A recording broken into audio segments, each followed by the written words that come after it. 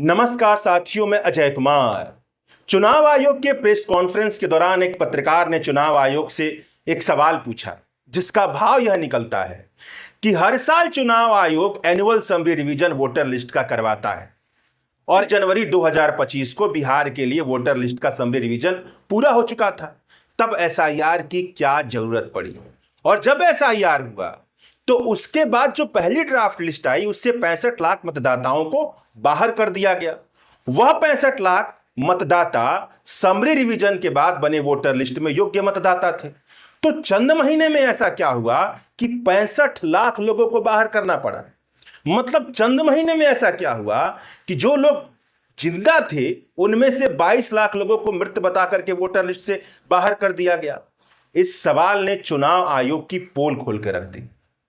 कुछ कहते नहीं बना तो मुख्य चुनाव आयुक्त ने जवाब दिया कि दरअसल एनुअल समरी रिवीजन से बहुत सारी त्रुटियां रह जाती हैं। इन गलतियों को ठीक करने के लिए एसआईआर करवाई जा रही है। इसका मतलब क्या हुआ? ध्यान से समझा जाए तो इसका मतलब यह हुआ कि अब तक जितने भी चुनाव होते आ रहे हैं वहां पर वोटर लिस्ट में बहुत बड़े लेवल की फर्जीवाड़ा मौजूद है, जो एनुअल समरी रिवीजन से ठीक नहीं हुई। इसका मतलब यह हुआ कि भारत के चुनाव निष्पक्ष तरीके से नहीं हुए। उसके वोटर लिस्ट में ऐसे फर्जी मतदाता मौजूद हैं जो चुनाव को प्रभावित करते हैं और चुनाव के नतीजे को तय करते हैं। चुनाव आयोग ने अपना काम ईमानदारी से नहीं किया है। हमारे और आपके पैसे से चुनाव आयोग के कर्मचारियों को सैलरी मिलती है, उस पैसे को बर्बाद किया गया है। और भारत में लोकतंत्र की बुनियाद अगर चुनावी प्रणाली है तो वह पूरी तरह से चुनाव आयोग के काम न करने की वजह से ध्वस्त होती दिखाई दे रही है। इसके बाद कोई यह कहेगा कि इसीलिए तो एसआईआर हुआ, जैसे कि ज्ञानेश जी जवाब दिया। तो ज्ञानेश जी से यह सवाल पूछना चाहिए कि बिहार के कोने कोने से यह रिपोर्ट आई कि एसआईआर की प्रक्रिया अपने तय प्रक्रियाओं के हिसाब से नहीं हो रही है।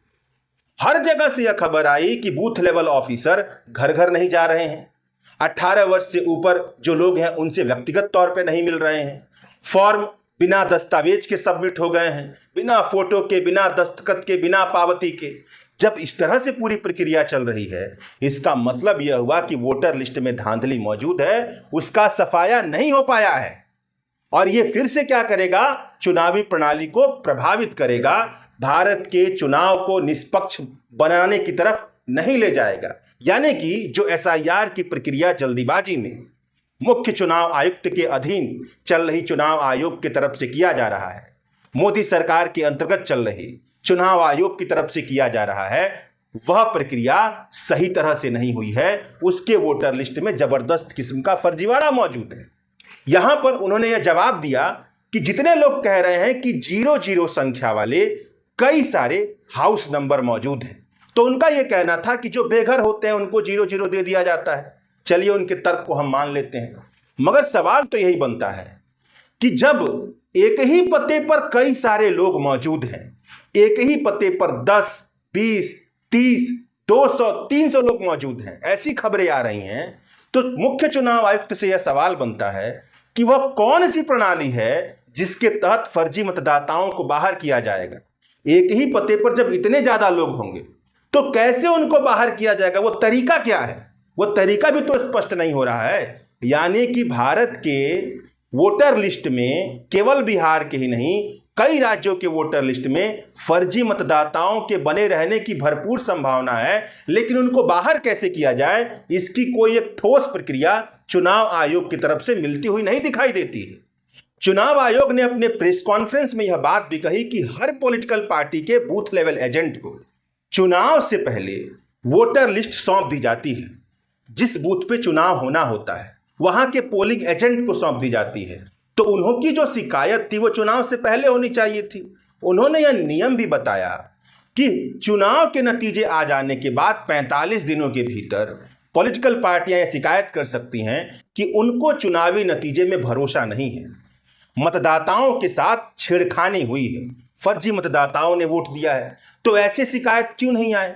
इस पर तो अखिलेश यादव ने जवाब ही दे दिया कि उन्होंने शपथ पत्र देकर के ऐसी शिकायत की थी। मगर मान भी लेते हैं कि ऐसी शिकायत ना हुई हो, क्योंकि यह स्वाभाविक सी बात है कि भारत का जो पॉलिटिकल सिस्टम मौजूदा वक्त का है वो पैसे पर, भयंकर पैसे पर चलता है। और एक लोकसभा जो क्षेत्र होता है वहां पर तकरीबन 25 से 30 लाख की आबादी है। वहां के जो बूथ लेवल एजेंट है न जाने कितने होंगे वहां पर। अब वह बूथ लेवल एजेंट किसी सरकारी सैलरी पर तो काम अपना करते नहीं है, वह तो पॉलिटिकल पार्टियों के एजेंट होते हैं। और आज की पॉलिटिकल पार्टियों का आप हाल जानते ही हैं, सब पैसे पर चलती हैं। तो यह भी कि वो अपने बूथ लेवल एजेंट को जानते हैं नहीं। बूथ लेवल एजेंट जब सूचना भेजता है तो उसका क्या करते हैं एक अलग बात है। मगर संवैधानिक तौर पर निष्पक्ष तरीके से चुनाव करवाने की जिम्मेदारी चुनाव आयोग की है। यह जिम्मेदारी चुनाव आयोग को सौंपी गई है। भारत का संविधान का आर्टिकल 324 और 326 अगर मिलाकर पढ़ा जाए तो इसी से वही निष्कर्ष निकलता है कि अगर मतदाता सूची में किसी भी तरह का फर्जीवाड़ा है तो उसको सुधारने का काम चुनाव आयोग करेगी। उसे यह अधिकार मिला हुआ है, तो उस अधिकार को चुनाव आयोग क्यों नहीं संपन्न करवा रही है? इसके लिए तो, इसी बात के लिए तो उसे सैलरी मिलती है हमारे और आपके पैसे से। उसका कहना है कि 800 कर्मचारी हैं, तो किसने मना किया कि कर्मचारियों को और ज्यादा ना बढ़ाया जाए? देश में इतनी ज्यादा बेरोजगारी फैली हुई है, और कर्मचारी लाते, सैलरी पर लगते, और जो भी मतदाता सूची में फर्जीवाड़ा है उसको दूर करते। यह प्रक्रिया क्यों नहीं की गई? अगर मतदाता सूची में फर्जीवाड़ा है एनुअल रिवीजन होने के बाद भी, तो इसका मतलब है कि हरियाणा का, झारखंड का, महाराष्ट्र का, दिल्ली का जितने भी चुनाव हुए हैं वह सब शक के घेरे में चले जाते हैं। उनके चुनावी नतीजे इसीलिए वैसे दिख रहे हैं क्योंकि वोटर लिस्ट में फर्जी मतदाताओं की भरमार पड़ी है। ऐसे सवाल तो उठेंगे ही, और इस सवालों का ठोस जवाब क्या होगा? वह जवाब तो मुख्य चुनाव आयुक्त ने अपनी प्रेस कॉन्फ्रेंस में नहीं दिया। जब पत्रकारों ने इस भाव से सवाल पूछा कि पॉलिटिकल पार्टियां, जो सत्ता पक्ष की पॉलिटिकल पार्टी है मतलब भाजपा, एसआईआर पर यह कहती है टीवी स्टूडियो में बैठ करके कि एसआईआर की प्रक्रिया इसलिए की जा रही है ताकि बांग्लादेशी, नेपाली और म्यांमार के घुसपैठियों को बाहर किया जाए। तो एकदम स्पष्ट सवाल यह पूछा गया मुख्य चुनाव आयुक्त से कि एसआईआर की प्रक्रिया के बाद कितने घुसपैठी निकल करके आए जो बांग्लादेशी, नेपाल और म्यांमार के हैं। इसका किसी भी तरह का ठोस जवाब नहीं दिया गया। यह क्या बताता है? कम से कम यही बात वह स्पष्ट तरीके से कहते कि यह सारी अनर्गल तरह की बहस है, तो चुनाव आयोग में एक भरोसा बनता दिखाई देता। इसका उन्होंने जवाब ही नहीं दिया। आगे जाकर के क्या सवाल पूछा गया? आगे यह महत्वपूर्ण सवाल उठाया गया कि सर क्या दिक्कत है कि डिजिटल वोटर लिस्ट की कॉपी नहीं सौंपी जा रही है? मशीन रीडेबल फॉर्मेट में जो कॉपी होती है उसको क्यों नहीं दिया जा रहा है? सीसीटीवी फुटेज क्यों नहीं सौंपा जा रहा है? इससे तो पारदर्शिता बनेगी। इस पर सुनिए, जवाब उनका यह था कि दरअसल इससे बहु बेटियों के निजता का उल्लंघन होगा। ऐसा वो जवाब दे रहे हैं। ये मतलब कि 2025 चल रहा है और भारतीय प्रशासनिक सेवा का सबसे बड़ा अधिकारी इस तरह की बात कर रहा है, पाषाणकालीन युग की बात कर रहा है, केवल इसीलिए कि वह जनता को भड़का सके। नहीं तो तर्क यही है, जिस तरह से वो तर्क कर रहे हैं कि स्त्रियों को घर से बाहर ही नहीं निकलना चाहिए, सारे सोशल मीडिया प्लेटफॉर्म, अखबार, टीवी सब कुछ बंद कर देना चाहिए, इस तरह की वो तर्क रख रहे हैं। बताइए इससे कौन सी निजता का उल्लंघन होगा? इससे तो पारदर्शिता बढ़ेगी ही। और ये सब हटाया कब गया है? जब राहुल गांधी ने प्रेस कॉन्फ्रेंस की उसके बाद डिजिटल वोटर लिस्ट की कॉपी की हटा दी गई, और बिहार के लिए जो एसआईआर के बाद ड्राफ्ट लिस्ट जारी की गई थी डिजिटल वोटर लिस्ट की, उसको भी हटाया गया। तो क्या उससे पहले निजता का उल्लंघन नहीं हो रहा था? तो यह सारे उनके सवालों से इस तरह के सवाल निकलते हैं जो स्पष्ट करते हैं कि दरअसल जिस तरह से वो बात कर रहे थे और सवालों का जवाब ज्ञानेश जी दे रहे थे, उससे वोटर लिस्ट में मौजूद धांधली और भी साफ हो रही थी। और यह दिख रहा था कि चुनाव आयोग उसे साफ नहीं करने की मूड में है।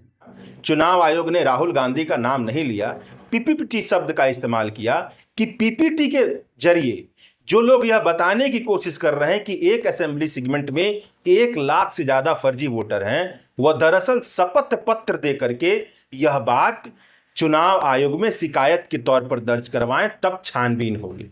अगर 7 दिनों के भीतर शपथ पत्र दे करके शिकायत नहीं दर्ज होगी तो यह सारे आरोप निराधार माने जाएंगे। इस तरह से बात चुनाव आयोग शायद इसलिए कर रही हो ताकि लोगों के बीच यह संदेश फैले कि अगर राहुल गांधी को अपने आरोपों पर भरोसा है तो उन्हें शपथ पत्र देना चाहिए। शपथ पत्र देने में क्या दिक्कत। और उन्होंने यह तर्क भी रखा, चुनाव आयोग ने यह तर्क भी रखा कि यहां पर 1 लाख से ज्यादा वोटरों को फर्जी बताया जा रहा है। इन सभी वोटरों को नोटिस केवल एक प्रेस कॉन्फ्रेंस के आधार पर नहीं जारी किया जा सकता है।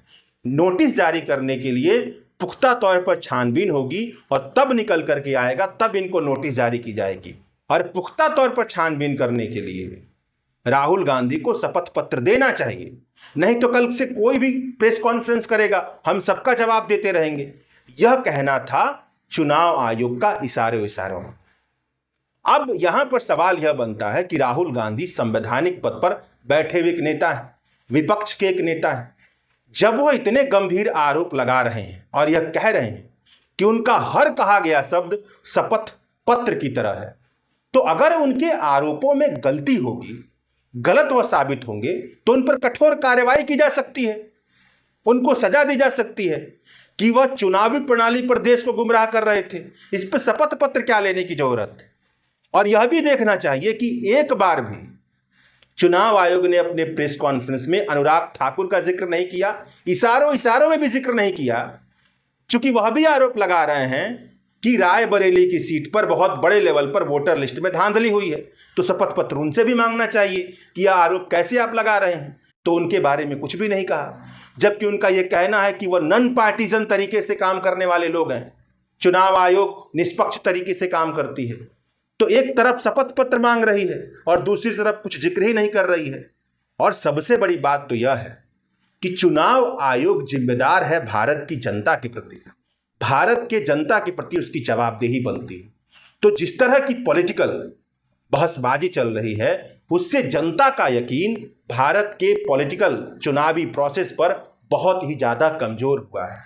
उस यकीन को बहाल करने के लिए जरूरी है कि चुनाव आयोग स्वतः संज्ञान लेते हुए सबकी छानबीन करे और सही प्रक्रिया अपनाए। और अगर उसमें निकल करके आता है कि यह सारी बातें जो राहुल गांधी कर रहे हैं वह गलत है, तो कठोर कार्रवाई भी करे कि क्यों वो लोगों को गुमराह कर रहे हैं।